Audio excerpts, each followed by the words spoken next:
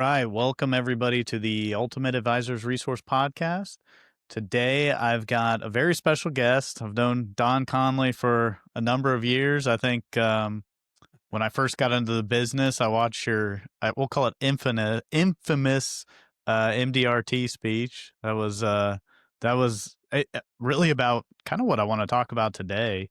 Good. Storytelling selling, simplifying the complex, and how really you should be talking to your clients as an advisor, and how you can, I guess, get your point across without using the jargon and without having the curse of knowledge, like we call it, or like you call it, Don, which I think is a real challenge for most people, right? Yeah, it's sort of as a caveat or a preface.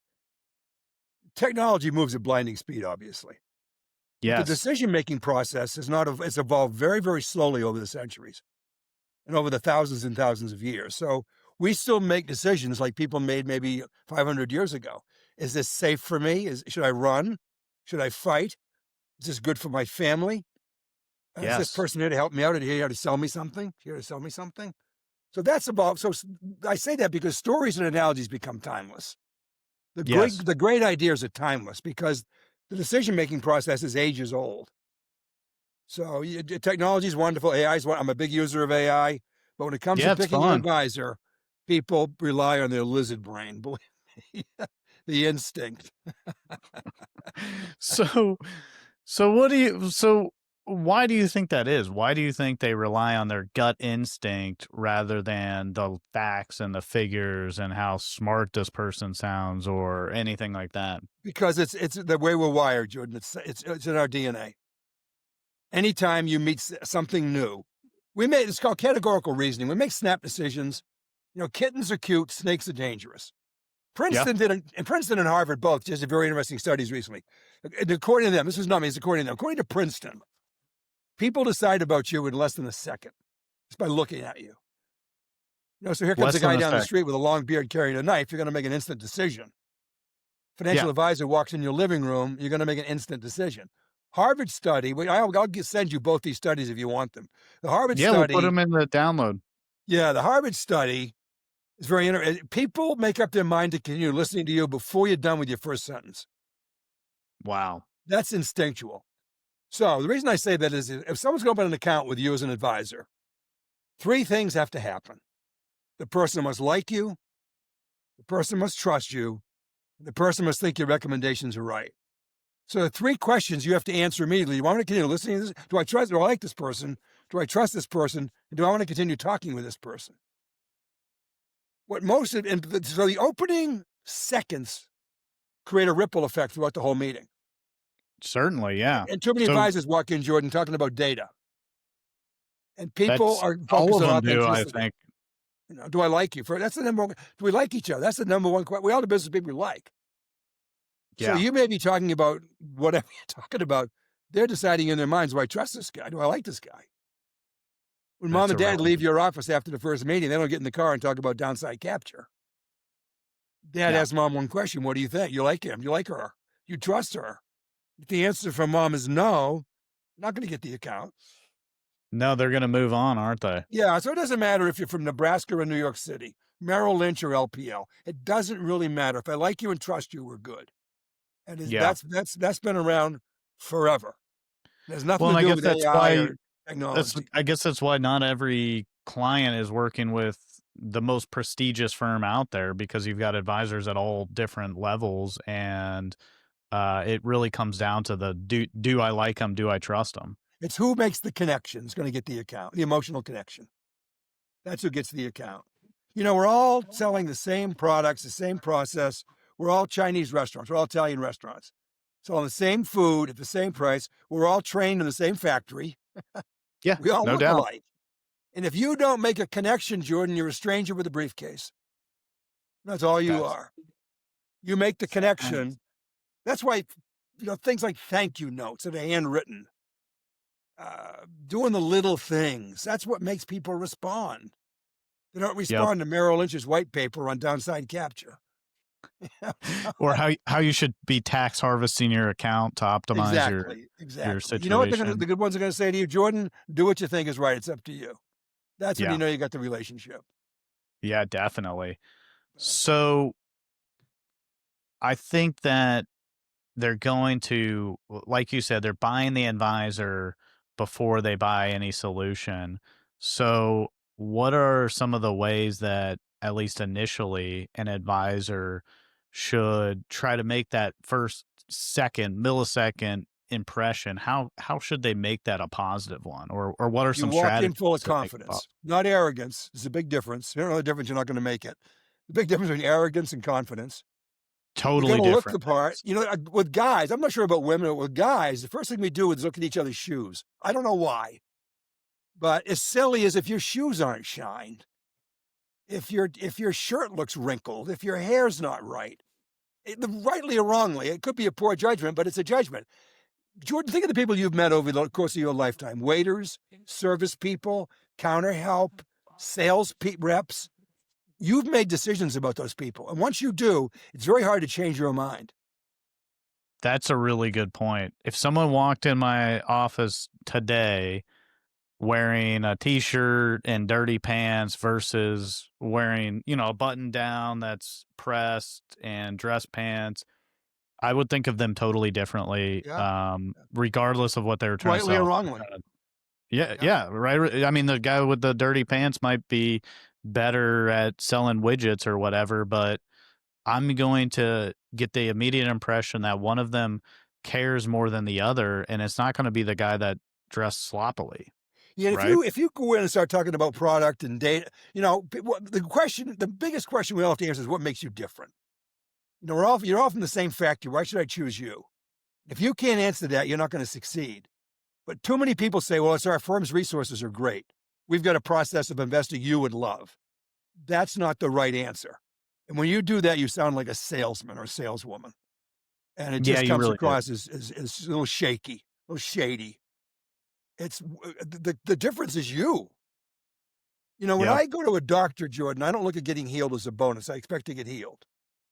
yeah, When I go to a financial advisor, I don't look at becoming financially successful as a bonus. I expect to be successful whether I go to Merrill Lynch, Morgan Stanley, or Advisors Resource. No matter where I go, I expect to get successful. So yeah. I mean, that's kind of table stakes, right? that's Like, table stakes. So basic you're value, gonna do a table good stakes job. don't sell. Basic value does is it's added value.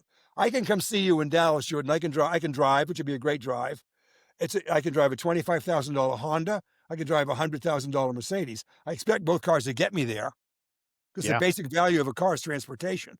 So why would I buy a Mercedes? Well, I want the added value. So added value attracts consumers. So don't tell me your basic value as an advisor. You do financial plans. You can do this.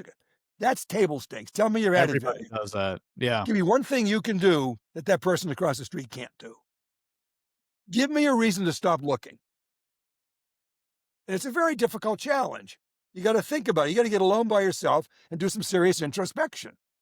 So, what are like the top advisors, or what are some examples of how people are differentiating themselves? I mean, obviously, you have, um, I mean, you could you could say, I'm trustworthy, I care about you, I want to do the best job for you, I'm going to go the extra mile. But some of that stuff is hard to quantify It's hard to until quantify. It's hard to they demonstrate without the time involved. exactly. You got to It's earn my more of an trust. experience. Again, we're going back to the lizard brain. Some of the greatest, not some, all the greatest advisors I know are good storytellers. Yeah. We're in a very complex business. You mentioned Yes. there's a curse of knowledge, is a cognitive bias that literally makes it difficult to explain what we do. You've had now, at your age, years of experience. You have a depth of resources to draw from. It's hard to imagine in your mind. So when you explain things, you explain them in a way that makes sense to you. Yeah.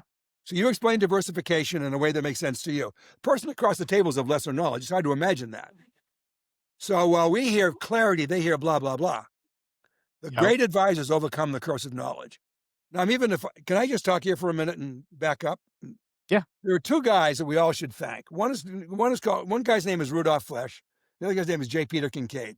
Rudolph Flesch cut his bones years and years and years ago, making things simple, easy to read.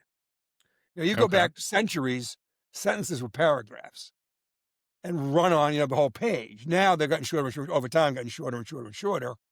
So our attention span's shorter and shorter and shorter. So Rudolph Flesch, for instance, the New York Times was his client. It is written, Jordan, at 10th grade level.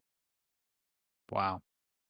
Florida was the first state to, and now all states do this, write car insurance policies at a 9th grade level. So fast forward, Wow. so that's Rudolph Flesch. Fast forward, J. Peter Kincaid got hired in the 19th. He was a protege and a student of Flesch's.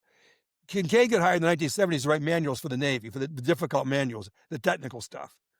Because in the Navy, Yeah, as how to you well know, operate a ship or a boat or or whatever. whatever. Yeah, there are people who went to Harvard and people who grew up out of school in the 5th grade. You're Right, going to good write a point. manual on gaskets they both can read. How do you do that? So he brought in Rudolph Flesch, and together they did research and realized that at least, Jordan, at least 80% of America can read at an 8th grade level. At least 80% of the country reads at an 8th grade level. Okay, that If sounds you right. want your presentation to stick with 80% of this country, it's going to be at an 8th grade level. Now, what is 8th grade? It's Harry Potter. Now, I'm not talking dumb it down, Jordan. I'm talking making your speech so elegant that people can understand you. Ernest Hemingway's genius was he wrote at a 4th grade level. That's the Gruffalo. Wow. That's Wow. Hemingway's genius. So there's a website called Flesch Kincaid, Flesch Kincaid. You can go there, first of all, everyone on this call should write their presentation down. Take out Yeah, everything that's not necessary. All that's left is what's necessary, and that's what people find compelling. You can go to Flesch Kincaid, copy and paste. It'll tell you they've created 2 levels, readability and grade level. It'll tell you the level of both, what you're saying. What you've written is what you say. You've got to be at the 8th to 9th grade level. Again, not wow. dumbing it down, making it easy to understand. You'd never make clients run for a dictionary. Now, if you Yeah, use that's a really Microsoft good point. Word, we all use Microsoft. Up in the corner, there's a little thing that says editor. That's Flesch Kincaid. Click on it while you're doing a document. It'll tell you the readability level of your document. So I got a friend in New Orleans who writes children's books. I Yeah, turned him on to Flesch Kincaid. He called me to thank me, saying that most of his stuff was right on, but some of the stuff was written at a high school level. He's writing for 5-year-olds because of the curse of knowledge. So imagine the young advisor who wants to show off, Jordan. oh, yeah. Who's he going to? Now, most of my clients, and I'm sure most of your wealthy clients, didn't go to college. If they did, No. they went to a state university. They got out of school, formed a business of their own. Well, they certainly didn't go to, like, Ivy League schools or anything Correct. like that. So they're smart, but they're not educated. That's the people we're Correct. talking to. And if you don't overcome so the great advisors, going back to your original question, are the ones that can simplify this business, put it in story form, analogy form. Because what we want is that aha moment where the client Yeah, understands. Theoretically, a client should take your presentation next day and tell his kids what you said, and tell his attorney and his accountant what you said. as a CPA, his wife, Yeah, whatever. that's not the case in most cases. They couldn't repeat a word of what we said because we talked about things like asset allocation, diversification. It's like a Right. doctor talking about some disease. We don't know what it means. You've got rheumatism. Okay. The hell does I don't that even know how mean? to spell that. Yeah, exactly. It's the same thing. Ask a pilot how a plane takes off. Say, don't use your hands. Can't do Yeah. it. No, Ask you a great chef how she makes a fabulous recipe. She can't tell you. Well, it's a little bit of no. this, a little bit of that. I let it simmer. Use a dash of this. It's very imprecise. That's Yeah. the way we sound to our prospects. Like the pilot trying to explain how a plane takes off, or a surgeon trying to explain how a knee operation works. No, that's a really good point, and I think I actually have a guy that's going to do a couple of, seminars, dinner seminars to get prospects, and I'm actually gonna encourage him to write down the speech that he's going to give and run it through that what did you call it? What was Flesh the Kincaid. Flesh I'm gonna have him Kincaid. I'm gonna tell him to run it through that because you're gonna make the same mistake in front of a group of people as an individual person, and that is overcomplicating it or just because you're so used to, the people in the industry are so used to using different terms and jargon that gets lost on the general public, You never even realize it's it's just jargon natural. after a while. You forget that it's jargon. Oh yeah. Yeah. Diversification is jargon. Safety is jargon. Well, clients know Yeah. what safety means. Everyone knows muni bonds are tax free. Everyone knows what long term means. It's not true. It's not Yeah. true. Yeah, So that's a really good point. You got to break it down. So before we move on to this kind of introductory with getting in front of clients, what is the fastest way that advisors unknowingly break trust in like a first meeting or in a presentation or something like that? Well, the two fastest ways to break trust in our business, number one is overpromise. Yep. When you overpromise, you underperform. We don't do it maliciously, but it's as simple as I'll call you this afternoon, and in one ear, out the other. We don't call. Or Yep. this, or we're making a presentation, we make it too good. The other way, so that's one way. The other way, Jordan, the really reason that clients, advisors feel constantly, they don't follow up properly. They don't follow through. Really? So you get the way to break it in the first appointment, start talking about product, like you're showing off. Talk down to somebody. Yep. That they won't trust you. Trust is idiosyncratic. It's personal. It's nonlinear, and that's why people who live in a black and white world get blindsided in our business. Trust is gray. Yeah. So a young mother with a baby has to tie her shoe. She wouldn't hand the baby to a stranger, but she handed the baby to a fireman. You ask her why, True. she says, I trust firemen. Why do you trust firemen? I don't know. I just trust firemen. It's indistinct. Well, firemen, we've been taught to believe, are our heroes. They Yeah. run toward danger. They work with special needs kids at Christmas time. We've been conditioned to think firemen are heroes. Yeah, definitely. So that's a preconditioned thought. And the clients are forming those thoughts about us as we're talking. Yeah. Can I trust this guy? Is he here to sell me something? Is she here to sell me something or here to help me? So until people know you're there for the right reasons, they're not listening. Yeah, do they see dollar signs or are they really trying to guide my future? Yeah, so we got to stop selling and start serving. The Bible That says have a makes sense. servant's heart, and that's the way we've got Yeah. to approach this business. I'm going to talk slow and easy. I'm going to be simple. I'm going to be crystal clear. I'm not here to talk. I'm here to listen. Tell me what does financial freedom look like to you? Yeah. Yeah, The let them greatest talk. close, for lack of a better word, in this business I've ever heard is a friend of mine who's coined a phrase called personal financial vision. Now, he's a genius, and he manages over $3 billion, by the way, in AUM. But he says to people, I want you to tell me your personal financial vision. What brought you in my office today? What do you think? What are you thinking about financially down the road? And they say things like, well, we want a home in Ohio fully paid for and a condominium in Tampa paid for and money in the bank and kids educated. He simply Sure. says, if I can make your vision come true, can we do business? He's never talked about product or bad markets or scary markets or bear markets or he says, if I can make your dreams come true, are we good? Yeah, we're good. We're good. Sure, yeah, that sounds It great. doesn't So get it any listens simpler to than what that, Jordan. it listens to what they have to say and says, "Don, if I can make all of these things happen for you, are we good?" I'll give you That's an funny, example, that's Jordan. I was great. coaching a younger advisor who called me up and said, I had a couple in this morning, and it was like the third visit, and it was perfect. I knew exactly what they wanted. I did the plan. I presented the plan, and they left. What am I doing wrong? Now, he can't see. It's hard to read the label when you're inside the bottle, right? He's too close Yeah, to it the is. forest. It's easy Oh, for yeah. me to see. He's selling a plan. They're buying a dream. It's a Yep, disconnect. He never connected with them. yep, Told them how many moving parts in the financial plan. yeah. They want to Uh, retire and play golf. Clients aren't concerned until we tell them. They're not concerned about safety, liquidity, volatility. That's what we make them think about. Clients want to educate their kids, retire, and pay their taxes. That's all they want to do. they wanna hear more about how this is going to benefit them rather than how this is going to work, If I right? said to you, Jordan, I'm a CFP, that's one thing. If I say, Jordan, I had a family like yours recently, married, young, 3 kids under 10 years old. We set up a great plan for them. Remind me of you. Can I tell you how we walked them through it? It's different. Or if Totally someone's different. in the credit card debt keeps growing. And I say, Jordan, I've been there. I know the way forward. Hold my hand. We're going to get out of this. That's an That's emotional connection. that's way better than, "You know what, I'm a you know, CFP. yeah, you need to do these things. I'm a professional. I know how to get you out of this." Yeah. Yeah. Yeah. That's way more powerful, I agree.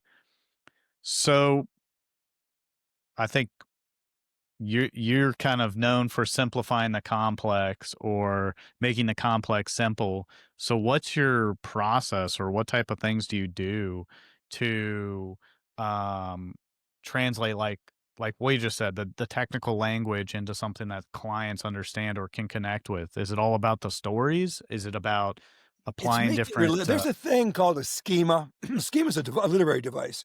Oh, excuse me. It makes the unfamiliar familiar.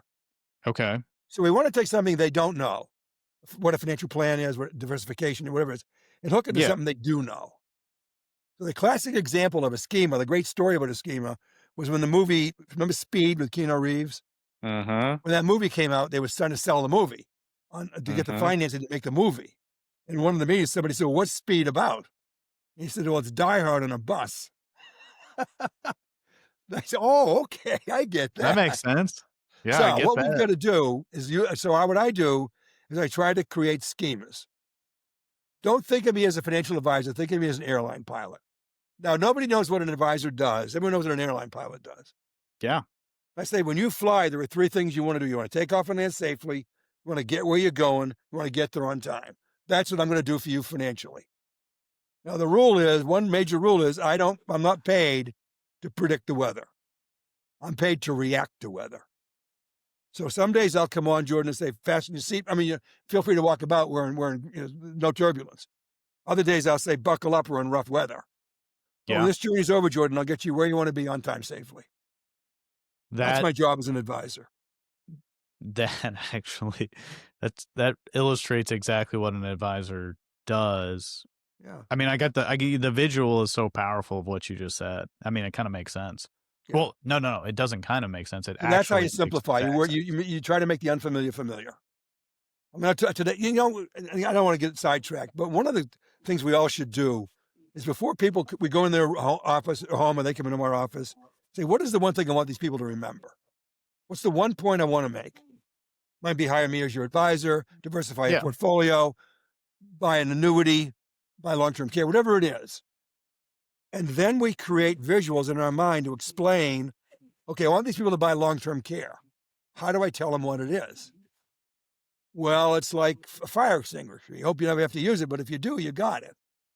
Yeah, it's better Parachute, to have whatever. it than not need it than need it and not have it. So get in the habit of explaining. If I were coaching anybody on this call, I would insist at least half of probably three-quarters of the presentation be an analogy or story form. Wow. I've got a Wow. friend who's, and again, this is a very veteran, very successful guy, but people say to him, I want to talk about a retirement plan. He said, well, before Mm. we do, let me ask you a question. When's the last time in your life you tried something for the first time and got it right? Well, never. Well, you're about to No. retire for the first time and you got to get it right. There's no mulligan. Yeah, you can't go back in time and do it over, can you? If you blow your retirement, you've hocked your future. Yeah. So my friend Ed says, talk to anybody you want to talk to, and this is in a big city in the East Coast. But I want you to remember one thing about me. I've retired over 200 times, so you can retire once.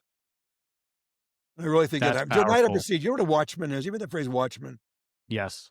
Well, I had a watchman pretty recently and it failed. So twice. I couldn't make it fit. So the doctor said, we're going to use something called an amulet, which is actually older than the watchman. It's a European version. I'm like freaking out. This is my heart, right? So in came this doctor who's European, and he said, I want you to know one thing about me. I've implanted over 5,000 amulets. Let's do it. All right, fine. Let's go. Guy did my cataract surgery. He said, I've done 100,000 of these by myself.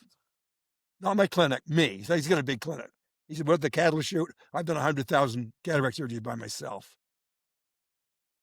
I feel Okay. way more comfortable than the guy who says, "You know what? You're my first." Yeah, I'm going to give you a knee a shot. Now, if you're a young advisor without the experience, you got to rely on your firm or your team. You Or say yeah, we, the you're royal joint we. yeah. A young advisor at any with LPL, Cetera, any firm can make a phone call and talk to the head of muni bonds, the head of annuities, the head of life insurance. Yeah, no problem. So you use the we as a team Yeah, have yeah. done this. Yeah, our That's group how has people done want to this, hear. our I call it firm, whatever. emotional security. So it's undersold part of our business. Clients want to feel someone's got their back. Yes. And no matter what happens, I've got your back. I got a friend who's very good, MDRT, over top of the table. He says to people, I want to make sure I'll be there if you can't. I'll take Yeah. care of your family I'm there for them if you can't do this. That's really I'll, powerful, I I'll be think. there. Yeah. And that's his whole presentation, basically. That's fantastic. So, when an advisor's in a meeting, and you mentioned this earlier, it's kind of about listening to what somebody wants, listening to their concerns, their needs. But what like techniques should an advisor use? And what are some things that they can use? I mean, even tonight, if they have a meeting this afternoon or tomorrow or whatever in the next client meeting, and how can they practice or do a really good job at listening to their clients? Well, listening's the key word. That's what you do is you listen. But listening is not hearing.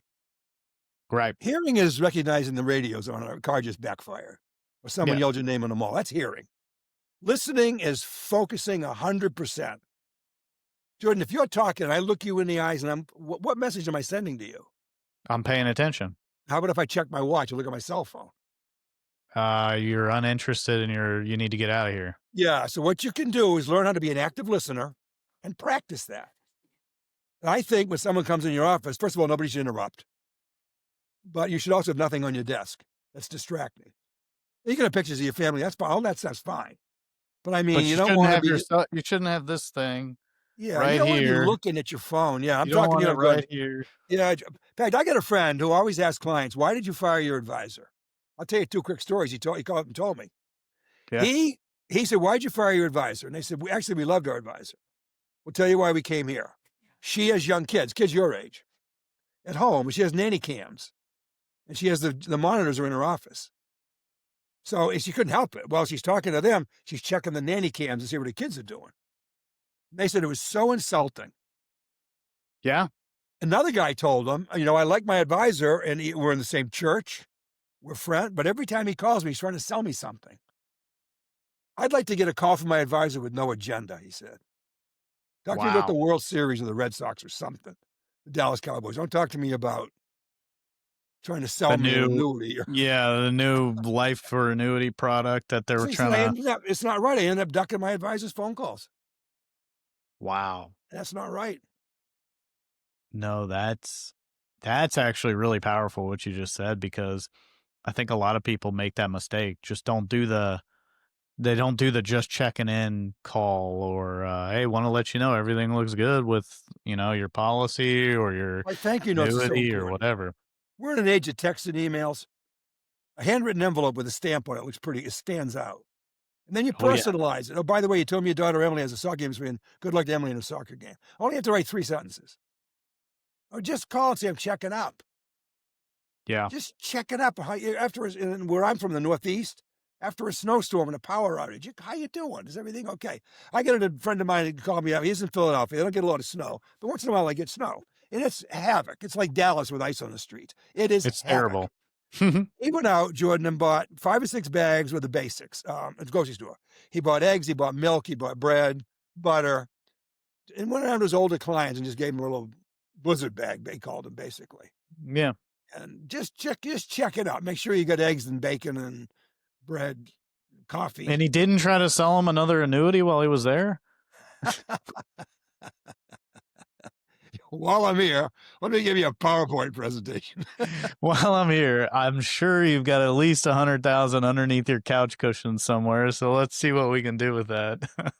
All of those things. The only thing that separates you from your competition is your service model.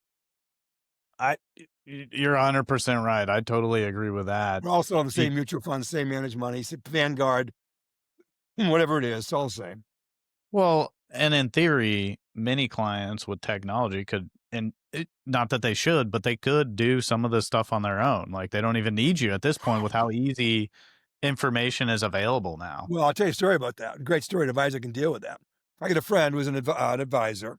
He happens to be Australian. He was Mhm. in America with a bunch of his buddies doing a boys' getaway, playing golf at Pebble Beach, going to a game at Yankee Stadium, all that stuff. Awesome. So they're having dinner one night in a sports bar. And an ad Mhm. came on for Fidelity zero commission ETFs. And these guys were all his clients as well. And one guy said, Ross, how do you make a living in an industry where they're giving your products away? He said, I don't live in the product space. I live in the wisdom space. Anybody can do anything 90% of the way. You don't need me for that. You'd need the last 10%, the wisdom. That's powerful right there. I tell advisors, never make a recommendation, say, what do you think? Don't ask that question. So don't decide on how we think. Ask them instead, how does this make you feel? That's good. Because they've got to have the gut feeling buy-in. It's not just the logical buy-in, it's also the emotional buy-in. That's really powerful. So you could show them, look, you need to do this and this, and it'll have this effect. And, Don, how does that make you feel? Yeah. Not what do you think? They're If I not say, paid what to do you think. think? Then you got to come up with some like smart answer and pretend like you know what I'm talking about. If I ask you, what do you feel? You have the permission to say, well, I'm a little nervous about that because I don't understand this, or I feel good about that because it'll do this. Whatever it's gonna come out, whatever it is.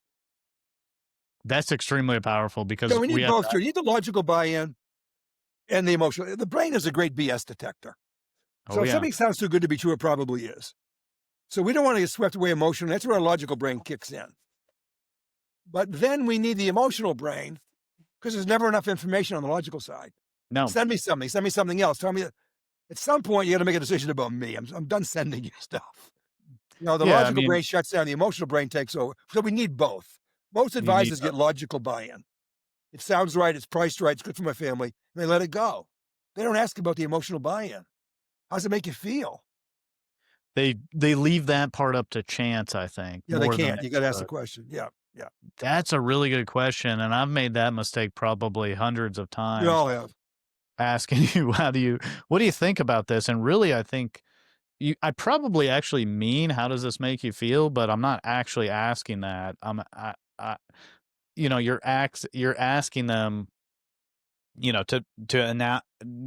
analyze this logically, basically, when you Yeah, ask yeah, them, what do you think? yeah. And you're not getting to the real thing. I think that's a really good point. So, what are the top maybe ways that, maybe just systems or ideas that advisors can use to prospect or onboarding or follow up that we should, or advisors should be thinking about, or maybe implement in their practices? You mean how to prospect, for instance? Is that what you're asking me? Yeah, how should they be prospecting? How should they bring on new Well, the number one clients way, or follow if up you with could do it, is clients? referrals. If Certainly. you got the book, but again, you got to be referable. Yeah. You're Well, telling that goes your back to friends. providing the excellent service, right? You gotta provide the excellent service for somebody to wanna tell their friends to come see you. Yeah, when you get invited to dinner, it's not because you're an insurance agent or a financial planner. Because people like you, like your wife, and like your kids, and they want to hang out with you. So we Normally. get it's the same way. So the number one way to get, I think, if you're older and you got to book clients, is referrals. And to me, there's only one question to get referrals: who do you know should know me? It's the only question I ever asked my whole career. I got tons of referrals. Just I get them now without even asking. But who do you know should know me? The second way, obviously, That's Jordan, everyone's that's using, a which great question because it's not so much like, I don't know, it's so simple. I mean, and you gotta keep it simple, right? yeah, yeah. And the other way to be prospect, what you're doing, I'm doing, is LinkedIn. Yep, Not the free version, the paid version. yep, You can really drill down on the paid version of LinkedIn. I like client events. okay, Some of that's a my great favorite. idea. I tell you a great client event for anybody listening. Invite your clients and tell them to bring in a prospects with them, and hire a professional storyteller to come in and tell the story of your town. See, what's the story of Plano, Texas, or Capel? What's the story of Capel, where you are? Yeah, It's got a history, and the people who live yeah, there don't know it. They love it. that's an interesting idea, Another one and I love. really, I love small, intimate client events. I'll right. tell you a couple that I love. I love it when people travel. You get them together, two or three couples that travel. You bring in a flight attendant or a pilot to explain how to pack for a long trip. That's a good idea. Do you know Riedel wine glasses? Raedl. Did you ever hear Riedel? I Riedel don't think high so. end wine glasses. Yeah, I don't think I've seen them. My wife might know about them, but I was at. I'll tell you a couple more ideas, but I was at a client event where the advisor brought in a Riedel wholesaler, okay. and they drank wine out of paper cups, regular wine glasses, and then Riedel glasses. And the clients got a little buzz. The guy sold a lot of Riedel glasses. The advisor paid for the Pretty cool. wine. Everybody had a good time.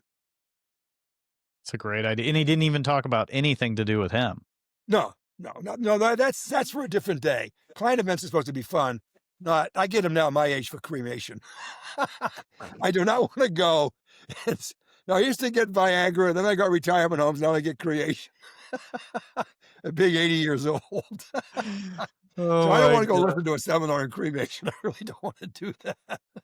You've done enough of those? I know, and I'll never do one. 84% of the people in York County are cremated. Fine, Uh-huh. thank you. Oh, that is funny. Oh my But you god. can't just call them and beat them up on long-term care, beat them up on annuities. It's too No. heavy. No. It's not fun, and people feel like you're trying to sell me land in Albuquerque. And I don't So want to get the that feeling. idea is, especially with these client appreciation events, is forget about all the other BS that you normally talk about. Bring people in to have fun, and then it's your opportunity to connect with these other people, not only your clients, but also these other people that are brought as prospects, and eventually follow up with them and try to Oh, yeah, I demonstrate mean, make how it you can fun. add There's a value. company I'm from Boston, so I did it with Fenway Park. You could do it with Yeah, Cowboy Stadium. sure. There's a company that arranges tours when the team's away, and they get a Yeah, veteran ball player. In this case, when I was there, Jim Lonborg was a Cy Young winner on the '67 team. Jim was sure. our guide. I take clients there, and we go behind the green monster in left field. The only place you can't go is in the clubhouse. That's a gambling regulation. But you can Right. see the AV room. You can see the green monster.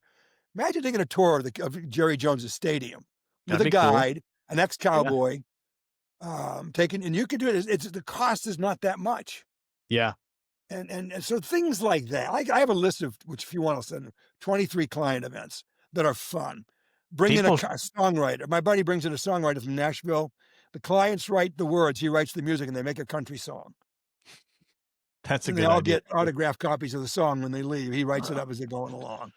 That's a And really good idea. I mean, all yeah, these things with it, and I guess it just kind of depends on what your clients are into. If you've got a bunch of whatever, I can't think of any. Yeah, people who like whiskey or whatever, wine drinkers, travel travelers. or yeah, anything. You kind of group those into that, and then Yeah. again, it kind of comes back to that service aspect I'll of tell it. you a story that'll blow your mind real quickly. My buddy of mine does 12 client events a year. Only one is investing, and I speak at that, but the others he does by himself. This past year, 2024, a year ago, his biggest event, 600 clients came to the seminar. The title was so fascinating. How to read your statement. Whoa, Your clients cannot read their statements, I'm guarantee you. 600 people came to it. He's 2,300 clients, 4,800 accounts, 3.5 billion in AUM.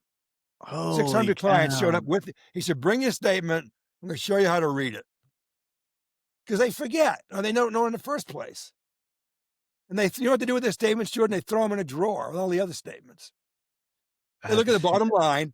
Oh, it's worth 102,000. Fine. Then they throw it in a drawer. That's Isn't unbelievable. that amazing? Well, that goes all the way back to the curse of knowledge. We expect that these people know these things, and if you're not talking to them and reviewing it with them, they're gonna take it to somebody else and have them take a look at it, How and about going help to a them gun range understand with it. 3 or 4 people? Yeah. The qualified gun instructor or a qualified golf pro, the golf course, how to get out of Yeah. the sand, how to chip, That's a good idea too, and especially lunch if at your the clients club. like to golf, like to shoot, Yeah, like do whatever. I mean, you yeah. just Get the kinda club tailor pro it to to that. show us how to hit a sand shot. Then we're gonna have lunch at the clubhouse afterwards. Yeah, that's a great idea too. Or do you want to Just come in and talk gather about downside capture and cremation? Yeah, we still got a couple of annuities left too. You might wanna buy one. Oh, that's funny. So I'll maybe ask, one last question, and I think this will be something that everybody can kinda take away, and that is what things, routines, habits should we as advisors do to build these soft skills like, like storytelling, like keeping things simple, even empathy? What do you think people should do on a week to week basis to stay sharp, so to speak? Well, one way obviously is get a coach. Yeah. But when you hire a coach, it's not an investment. It's not an expense. It's an investment. Yep. Investing in yourself. Learn how to tell stories. Learn how to use analogies. The greatest advisors in this business, Jordan, master the basics. There's nothing more basic than communication to a financial advisor. Well, and I will say, if you think of a sports analogy, the pros are experts at the basics. They always practice the basics. Over and over, yeah, over and over again. It's all like Tom Brady was the most boring football player because he executed the basics, won 7 rings. Yeah. So it's all about executing the basics, and the basics happen to be communication, happen to be creating and maintaining long-term relationships. Yep. How do you do that? What damages a relationship? How do you maintain a relationship? Then it gets a little esoteric. Now, the greatest social fear in America is public speaking. Yeah. The second greatest is meeting strangers. Yeah. And that's hard when you're a financial advisor, you're afraid to meet people. You So won't I be very literally, successful. I'm not plugging myself, but I teach courses how to approach strangers, how to establish rapport. What do you say to the guy next to you in line at Starbucks? Here's an interesting topic, Jordan. How do you turn chit chat into a business conversation? That's that's a challenge right there. Especially the younger people who are tech focused. I have 2 grandsons in their 20s. One's at Columbia Law School, extremely bright. One's working in New York City, a high powered job. They're great kids. They're smart. Their social skills are de minimis. Not Yeah. because of they didn't grow up with them. They grew up. I bet if somebody came out with a machine that texted, they'd say, God, if this thing can make phone calls, it'd be perfect. All they do is turn their phone over and text. They break up with boyfriends by texting. How about picking up the phone and starting a conversation with somebody? How about that for a unique sales idea? Call your Yeah. clients. How's that for an idea? I mean, you gotta see the people and talk to the people. I agree. And you coach many advisors on this subject all the time. I mean, you work with hundreds of different advisors, and you're just coming out with a Substack, right? That's Substack. gonna have some of this information on it. Yeah, so I'm telling you what I'm going to do real quick. It's going to be free. Get a 1,000 word, 3 to 5 minute read every week on some simple point about the business. Then there's a $10 a month paywall. Behind the paywall, we're going to write a business novel. My character is Gator Markham. Gator lives in Florida on a bayou, and he's got $3.5 billion, $2.5 billion in AUM, 300 clients, 500 accounts. And we're going to ask Gator how he built his business over time. It's going to be an audio cast. We'll I build a love it. business novel as we go along each week. It'll be a weekly thing as well. Plus, so That'll it's a be free plus Gator plus a monthly newsletter. So I'm plugging my Substack account, but if yeah, yeah. entry level's free. And then your website, donconley.com. 2 of them, donconnelly.com, and I have a learning center called Don Connelly 247. That's for advisors that want Okay. a real deep dive. It's 200 videos and audios on selling and closing and prospecting and discovery skills. And yeah, That's fantastic. yeah, Yeah, I mean, I think if I visit with a lot of advisors, in Texas, and surrounding areas, and I think everybody could use, not that not that everybody's bad at it, but it's just to have somebody to help you or to look at things from an outside perspective. I mean, Tiger Woods has a coach, a swing coach, of course. Scotty Scheffler. All these guys have Yeah. coaches to help them improve, and I think it's Keep it to the important. basics. The other thing is to get a low risk friend. In your case, say get your wife to listen to your presentation and comment on it. How does this make you feel, this presentation? And someone that's not going to give you a hard time or goof around, but your wife would be a good buddy, be Yeah, low risk listener, and that's a great idea, and I don't think practice. anybody does that. I mean, I don't think Practice. people do that very often. Yeah. In fact, I need to probably ask my wife about presentations that I do and see what she Yeah. thinks. Well, Jordan, we're actors in this. When you see a movie like Braveheart or Any Given Sunday, those great speeches were not ad libbed. No. They were well written, well rehearsed, and 1,000 times, and then given. We are like actors in that sense. I'm not saying we're actors, but we've got to know our lines when we step on stage. I don't know why, Jordan, but hesitancy is viewed as Yep. incompetence. So when you get someone who says a lot, I call it lazy talk, using the word like. So I was going Yep. to the movies, like I was in my car, and that's lazy talk. The word and, but, get rid of those words. Get rid of like. Practice, not till it sounds conversational, not canned, but conversational. That is a huge mistake that almost all of us make, I think, and that is I know this enough. I can just, give me the presentation. I'll just wing it, and I know sort of what I'm gonna say, but yeah, I'll get by. And I think that's a huge mistake. That looks. I mean, it just makes you look less professional. And it doesn't have to be totally scripted, or maybe it should be totally scripted. I don't know, but you should It at should least be know. scripted. You should script it, not to memorize it. You don't memorize a joke, you learn a joke. Yes, You don't yes, memorize your presentation, you learn it. And you talk to your wife or your friend who's a low risk listener, not going to give you a hard time, is going to be patient with you. And just when I was in the beginning, I was videotaped in training many, many years ago. And you find out you got your hand and you're doing this and you're leaning this. And you realize watching yourself on video, my God, I look like a puppet.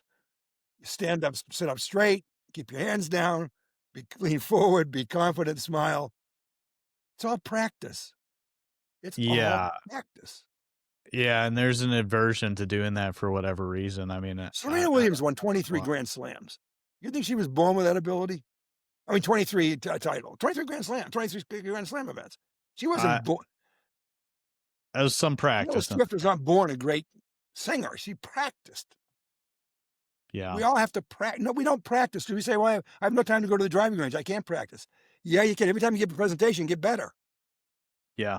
Every time you ask referrals, get better. Ask your friend or your wife or husband, what should I take out of my presentation? What's boring? What's No, that's something that I think nobody does. And if anybody takes away anything from here, before your next presentation, before your next client meeting, before your next first meeting, you should go to your wife or whoever, your low low risk risk?